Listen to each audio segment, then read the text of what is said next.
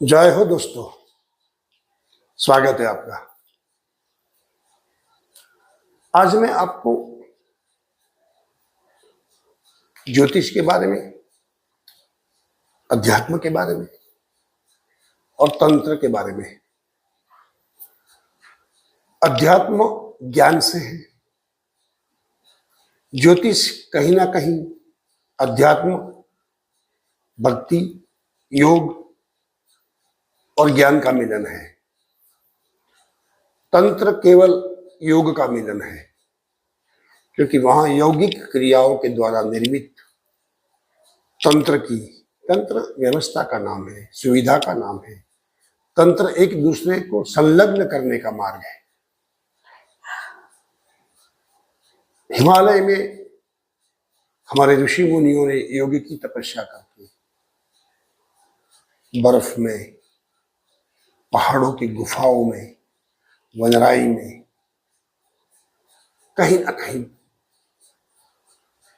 शून्य में जाकर, बिल्कुल गहराई, एकदम डीप, और वहीं से वो जो ढूंढ के लाए, जैसे हम कोई गहरा सा कुआं हो और उसमें हम रस्सी से बांध करके बाल्टी या कोई बर्तन को डालते हैं, तो जैसे बर्तन बिल्कुल डीप में जाकर के कुएं का नाप लेकर के आता है, वैसे ही हमारे ऋषि मुनि ज्ञान मार्ग में, भक्ति मार्ग में और कर्म मार्ग में योग को लेकर के जाते हैं।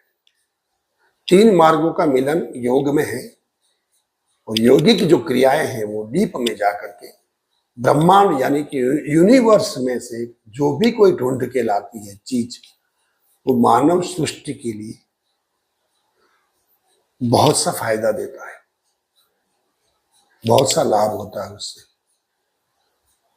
जैसे भक्ति प्रेम चाहती है, कर्म परिश्रम चाहता है, ज्ञान समझदारी चाहता है, ठीक वैसे योग भी अपनी क्रियाओं के ऊपर अपनी प्रक्रिया प्रकृति के साथ मिलाने की जो कोशिश है, प्रकृति को प्राण प्रकृति, ये जो प्रक्रियाएं हैं वह योग है।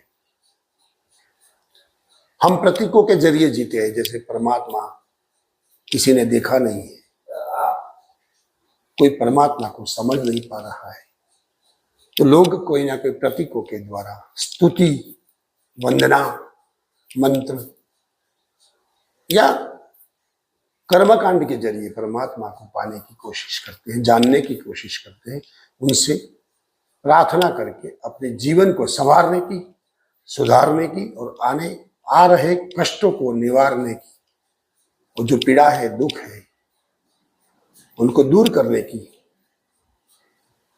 कोशिश करते हैं। हमारा साहित्य भी प्रार्थनाओं से भरा हुआ है। हमारे शास्त्रों में स्तुति वंदना सब है, जैसे विष्णु स्तुति है और पुरुष सूक्त है, लक्ष्मी जी को पाने के लिए श्री सूक्त है, गणपति स्तोत्र है, हनुमान जी की कहीं ना कहीं प्रार्थनाएं हैं, हनुमान चालीसा है, सुंदरकांड है, राम जी के लिए स्तोत्र है, कृष्ण के लिए तो बहुत अद्भुत स्तोत्र है, क्योंकि वो भाव जगत के कल्याणकारी भाव को निर्मित करने की लिए प्रक्रिया है।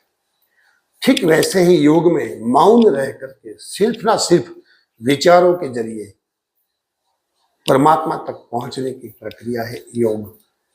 यम, नियम, आसन, प्राणायाम, प्रत्याहार, ध्यान, धारणा, समाधि।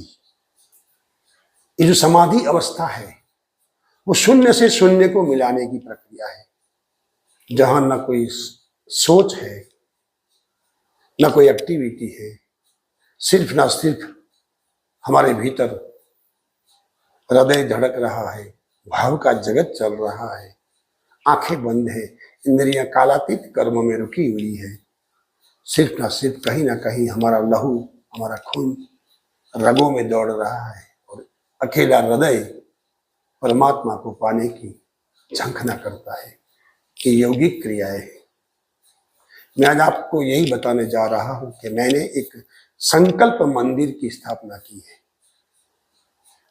आप संकल्पों के जरिए मुझसे जुड़े, आपके पास जो भी कोई समस्या है आपके पास जो भी कोई संकट है या पीड़ा है, कोई भी सामाजिक हो, मानसिक हो, चैतसिक हो, शैक्षणिक हो या सांसारिक रूप से जो भी आप परिभाषा करते हैं, वैसी कोई भी आपके पास समस्या है तो आप मुझसे जुड़े। मैं आपके पास कुछ भी नहीं मांग रहा हूं, सिर्फ ना सिर्फ आपके समस्याओं का विवेचन करके, आपकी ही समस्याओं को, आपके विचार को स्थापित करके, आपके मन, बुद्धि, आत्मा, ये तीन चीजों को एक साथ विश्वास में लेकर के उसकी स्थापना करूंगा आपके ही मंदिर में। जो मेरे पास संकल्प मंदिर है, उस संकल्प मंदिर में आपको वहां पर अपने ही इष्ट के पास स्थापित करके आपकी समस्याओं का निवारण करूंगा। करने वाला मैं नहीं हूं। जो संकल्प मंदिर में इष्ट स्थापित है, जो आप मानते हैं, जो आप जानते हैं, जिसके प्रति आप आदर रखते हैं, जिसके प्रति आपका भाव है, और वहां पर आप बिल्कुल ट्रस्टेबल है, जहां पर आत्मसम्मान आपको मिलता है, जहां आपको शांति मिलती है, जहां आपको सुख मिलता है, वैसी जो जगह है वो आपका इष्ट है। वहां पर बैठा करके मैं उस सुख दुख के बारे में संकल्प के साथ आपको ले जाऊंगा और आपके दुख को यहां से विदा कर दूंगा। वो ब्रह्मांड में किसी और कोने में चला जाएगा और आपके पास शांति और सुख की जो परिभाषा है, जो आपने निर्मित की है, उसके मुताबिक आपके ध्येय को, आपके लक्ष्य को वहां तक पहुंचाने की कोशिश करूंगा। मैं जरूर आपके साथ मददगार बन के आया हूं, तो आपको मदद करूंगा। आप अवश्य अवश्य लाभ लें इसका। ना इसमें कोई आपकी फीस है, ना आपको कोई पैसा देना है, ना इसके लिए मैं आपके पास कुछ मांग रहा हूं। सिर्फ ना सिर्फ आप मुझसे जुड़े, आप एक बार प्रयोग करके तो देखिए कि मैं क्या कह रहा हूं और क्यों कह रहा हूं। मेरे द्वारा आपकी सेवा हो जाएगी और आप मुझसे जुड़ोगे तो आपको भी एक प्रयोग करने का मौका मिलेगा कि मैं सही हूं या नहीं हूं। एक बार देखिए आप, क्योंकि समाज में तो बहुत सी अंधश्रद्धाएं फैली हुई है। न जाने कितनी देव देवियों ने यहां पर कलयुग में अवतार ले लिया है। कई देवियां मानस है, कई देवियां देव चैतसिक है।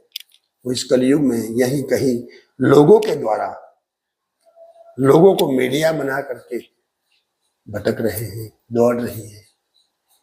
तो ऐसी शक्तियों को हम न भटकने दें, न दौड़ने दें, न उनका खाली कोई प्रयास करके